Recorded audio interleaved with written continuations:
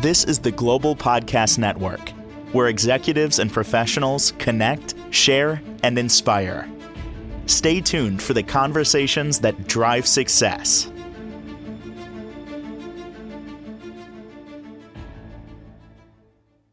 And welcome back, everyone. I'm so gratified to know that more and more of us are getting back to reading books. And it could be an audio book, it could be a Kindle, whatever it is. I actually saw somebody that looked like they were in their low 20s the other day, physically holding a book and reading it. I was like, how wonderful is that? Books are back, more popular than it has been in recent years. We're going to talk with an author today who has a vast volume of work in many different areas. Want to get inside his head and what goes into the writing process of Terrence Pershall, who joins us on the program today. Welcome. How are you doing? I'm great. How are you? Very well. So let me do a count here. You have, is it 6 published books, and you're working on a few others right now? Correct. Yeah. No, we're working on The Soap Maker is the one that's out right now, most recent published book, and we have one in under process right now, and then there's one behind that. And plus, I'm working on number 9 and 10 as we speak. So I find it intriguing when you hear the title of a book and then try to think of what could it possibly be about. So, The Soap Maker. Wouldn't even have an yeah, idea until I knew what it was about. But how did that tell us what it's about and how that title connects? it's funny, Sometimes you have your best ideas when you're in the shower, and I have an affinity for French soap, and I was thinking, I said, boy, this would make a great story. It's essentially the soap maker is the grandfather, he calls Pappy, which is the French word for grandfather. Uh, in the story, he is a veteran of World War One, hates war. Uh, when Hitler started moving into France early on, he got involved with the resistance, and he started, they started passing messages through his bars of soap. Because he made soap Oh. and distributed it throughout the countryside, as well as in the farmers markets in Toulouse and that. And the story kind of evolved from there. And I took it through the eyes of a 13-year-old boy as he grew through the World War II. What an interesting concept, though, sending messages in the soap. And when you mentioned France, you have a French connection there too, right? I do. My son-in-law is French, and my daughter, they just bought a chateau over there in Brittany, and they are moving. They've moved over there and are running bed and breakfast, meeting place, weddings and all that. So Did your travels to France inspire this book? Is that where the affinity for the French culture came? And even just looking back at the history, talking World War II. in a way, yes, a little. I've always liked the French culture. I like their attitude toward life, and it's interesting. Their leisure time is more important than their work time to them mentally and socially. So I you know I always thought that it'd be a great setting. I love to write with a historical background because it provides relativity and roots to a story. Therein lies, I would imagine, a challenge because do you do fact checking? That I do. tell us about that. Well, I mean, there are so many sources available now, both through the internet and what have you. And I also have a research yeah, person that I use, and she's incredible. She's educated in both here and over in England. And she does some amazing work too. So I think you have to have your facts straight in order to add credibility to your story. Can you take us through the process? Now you come up with a concept. Are you writing page by page? When you're writing, do you bounce ahead and finish a chapter later and then kind of work your way to it? What's your methodology? Well, I mean, I've read a lot of books on writing. Stephen King wrote a book on writing. There's the book Bird by Bird by Anne Lamott. and so everybody has their own process. You know, I'm a fan of the shitty first draft, so to speak, where and I get in, and once I start writing, the story takes on a life of its own. Characters tend to develop, more and more characters tend to pop in to my head as I write, and you weave them into the storyline. It's always a process. I try to not get too descriptive with certain characters because I think the readers like to imprint the characters with their own images. So would you say that you word vomit, you get it all out, and then go back and refine it? That's a good term, word vomit. Yeah. Yeah, in a way, yes. And I go back and then I reread and I edit and I end up changing stuff. I mean, I've been back and forth and back and forth. Some of the stuff I like right off the bat. Some of the stuff, nah, I need to work on that. And of course, then your editor steps in and he lets you know if you're being a little too wordy or not. So. How does that feel? Actually, it's kind of good to have that outside influence, and because I think people tend to you know go on ad nauseum sometimes, and you end up getting lost, and your point gets lost. Yeah, I've often heard writers can't edit their own material. There's just no way you can because you're never going to see what other people are going to see, right? It's like an artist painting a painting. Where do you stop? I mean, they finish it, they think it's good, then they want to mess with it and add more, and Yep. sometimes it makes it worse. Yep. Mm. Let's look at one of your other books, Wisdom of the Cactus. Mhm. And where, in terms of the books you've written, where did that one come along? Well, it's funny. I wrote that book. I've always been a fan of Westerns. I ride horses and work cattle Mm. for a hobby and fun. And my grandfather was a huge fan of Westerns. He introduced me to Louis L'Amour and books like that. Mm. As a kid growing up, I always watched programs like Roy Rogers, Hopalong Cassidy, Cisco Kid, like that. So And that by the was way, I just always. want to interject here. Just this, same with me. I don't know what it is. I think in another life I lived in the 1800s. I really do. I think this sounds ridiculous. A little woo here. I did a past life regression, and it 2 months ago, and through hypnotherapy. And where was I? On a farm. I didn't say anything to the hypnotist. I'm on a farm with horses. I know nothing about horses except they're wonderful, majestic, and very intelligent. So I get the cowboy kind of thing. There's just something there. It's Yeah, something magical. and it's funny because I was actually in the process when I wrote it was actually two books. I mean, it was one book that turned into two because I was working with a coach, and he said, you want to keep your books around 80,000, 90,000 words, and I was already at almost 200,000 with this book that I was writing. So I ended up finding a place I could split it, and I split into two different stories. So the first book is Wisdom of the Cactus. Second book is Trail Dust and Roses. That's the follow-up. Um, and I wanted to set it against the backdrop of the 1800s about a kid who grew up in St. Louis, where my roots are kind of from. My family was from there. Um, and his father disappeared when he was 5 years old, and now that he was in his 20s and finishing college, he decided he was going to go off and look for him.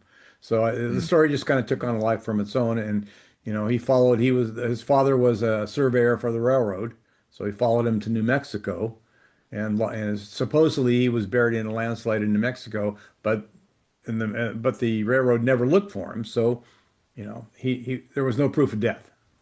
So so the story goes on from there. Mm.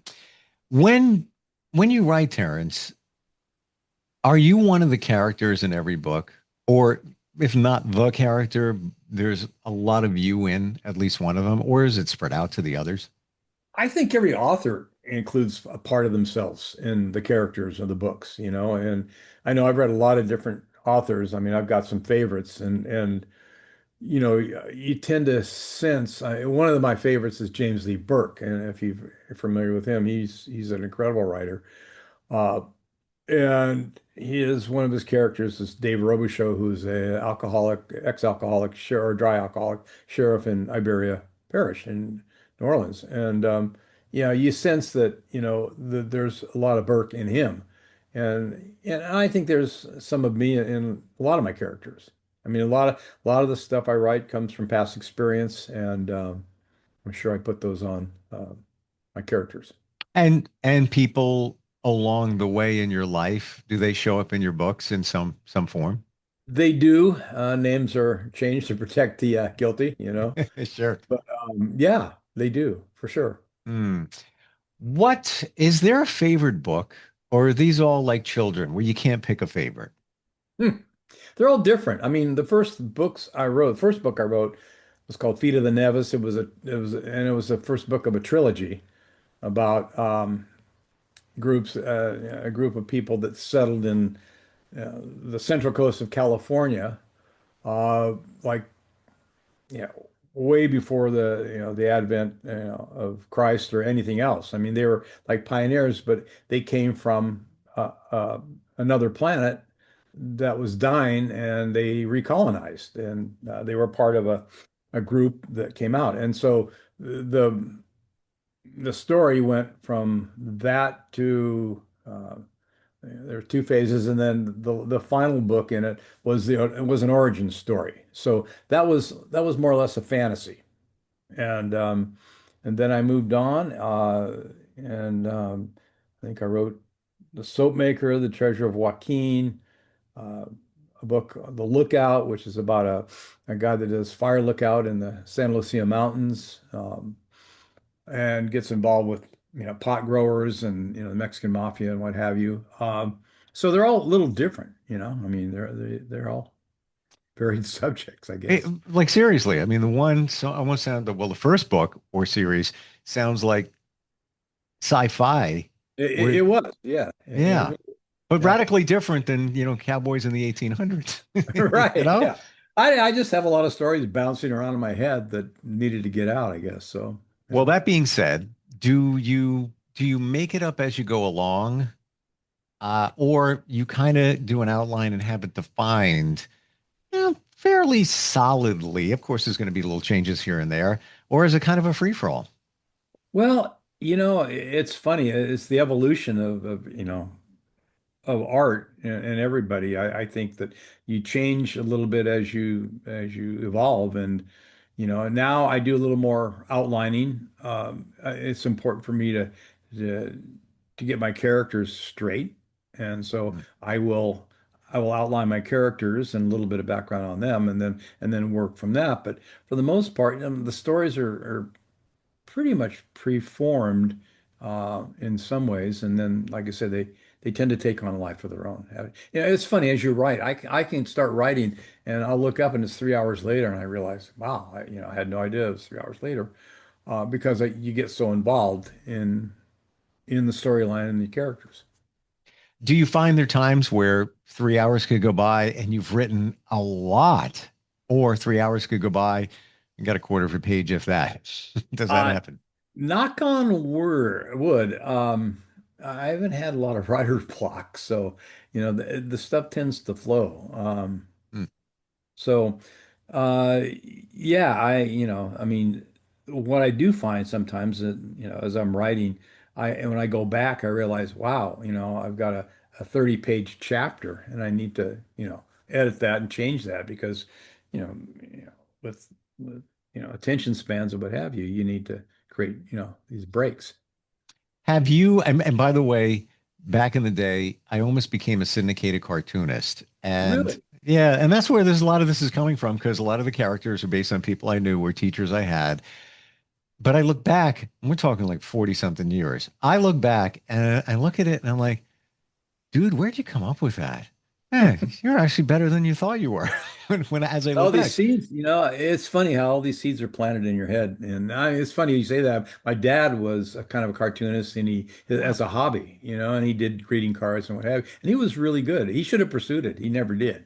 It was the 40s and 50s. He came out of the war and decided he'd, go to work, and make money instead of follow his passion, which, yeah, and, he kind of pushed that on me. So I would have started writing much earlier in my life than I did, you Hmm. know. So, And same reasons your dad, I was already doing radio and I've been cartooning since I was 9, but I always wanted to be on the radio since I was 9. And I just stepped off and continued on the radio route and left the mhm. cartooning behind. But the the graphic part of that still stayed with me. I opened a marketing company years later, and I still got to, play with that part of it.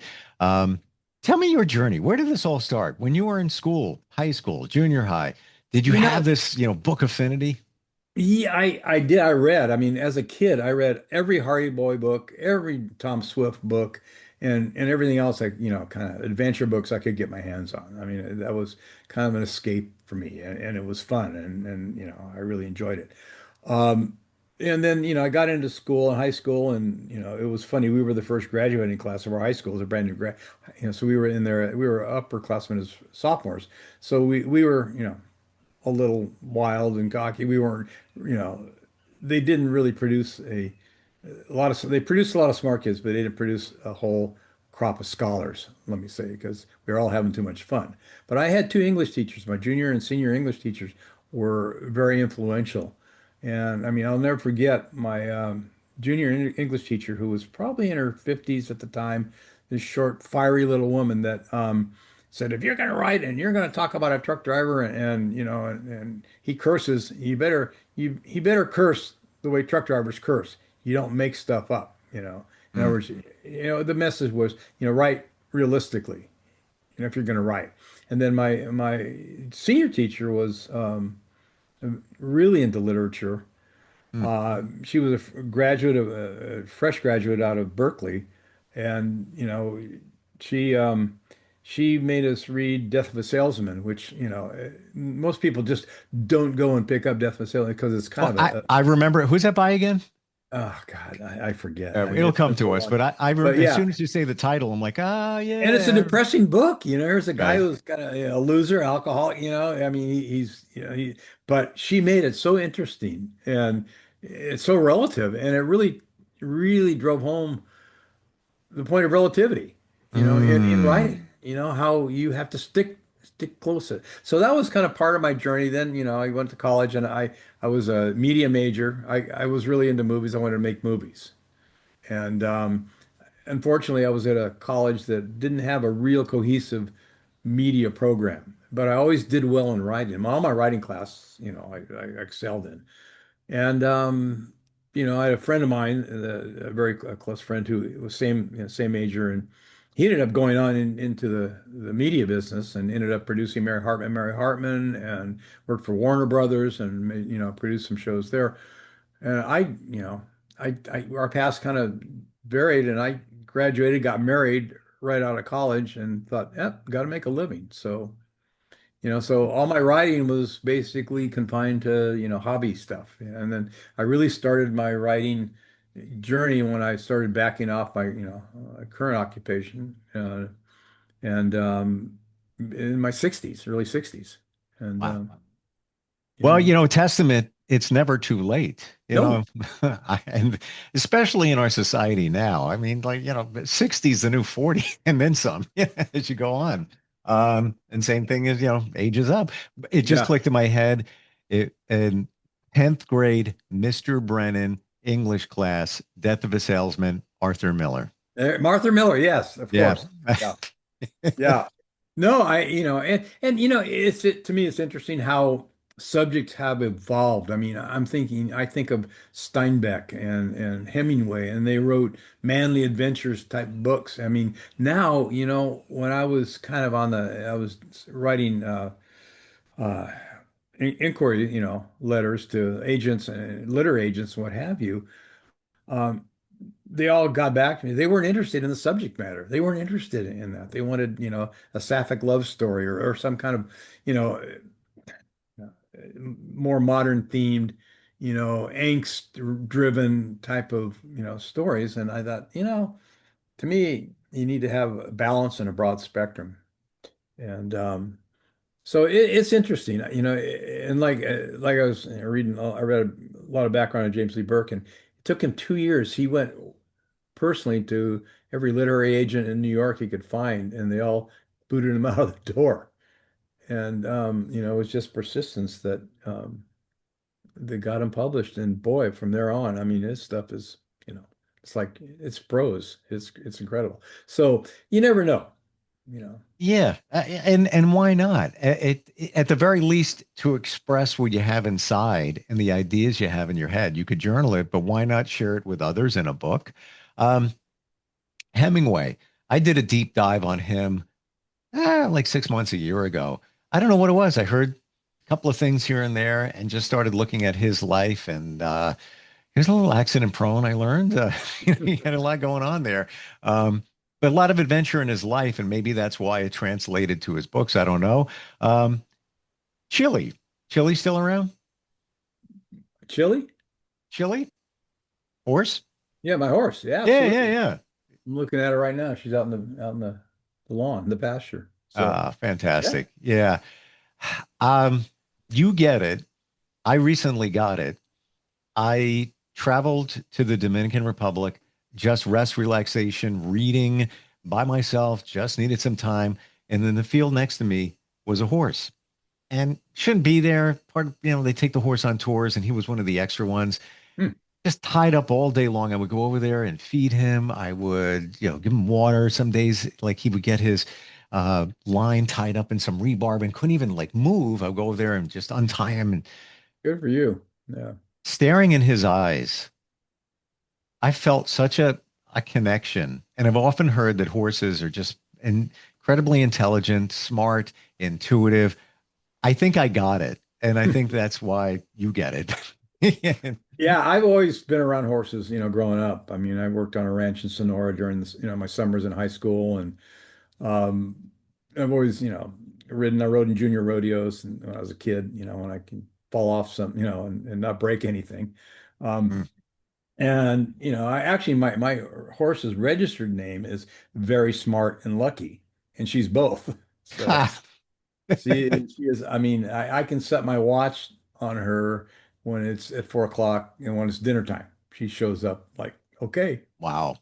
yeah. Mm. And I mean, she is as bright as can be. So yeah, and she's a trained horse. She's a cow horse. So we work cattle together, and she's really, really good. She's like a Ferrari, as far as horses go. So Good for you. I believe that the general public looks now at horses. Well, they're the work animals. Yeah, they're there to serve. No, there's a reason why they've been in our lives for so many thousands of years, because there's something there. yeah. Like man's best friend is a dog. I don't know. I would maybe even beg to differ. It could be a horse. Well, Once you you look connect. at the Westerns, and and all the Westerns growing up, all the horses had names, and they were all True. part of the program, you know. Like there's Topper for Hopalong Cassidy, there's Trigger for Roy Rogers, you Sure. know, on and on. So, Have you, final question here, and it just got curious since we're talking about Western horses. Have you watched Yellowstone? Have you oh watched, yeah, and oh yeah, and I just finished 10 episodes, and that's it of this, but 1883, have you seen that one yet? great. Yellowstone after the first couple seasons, I think got a little convoluted. And it got Yeah. really kind of nasty, and some of the characters, yeah. But I loved 1883 and I loved 1923, I'm both of on them. that now. I'm on Oh, that. And great, great. it's great. It's just different because we're looking at 1883. It was gritty. It was a little dark. Even just even the colors, Hmm. the treatment of lenses, whatever. And now you get into 1923, and more bright, vivid colors. And I kind of miss the pasture. Yeah, 1923, I but think still Taylor good. Sheridan is he's done some pretty cool things, as far as, Westerns and and it's based, a lot of it's based in reality. Again, you know, Mm, for you're going for to write sure. stuff, base it in reality. Use a realistic backdrop, use some realistic roots. And, I mean, the old West wasn't pretty. Yeah. And you can see that in 1883. It's the only word I get is gritty. It's Yeah. but it seems like it's real. Uh Terrence, how do we find out more about you if we want to delve into your books? You have a website, right? My website is terrencepershallbooks.com.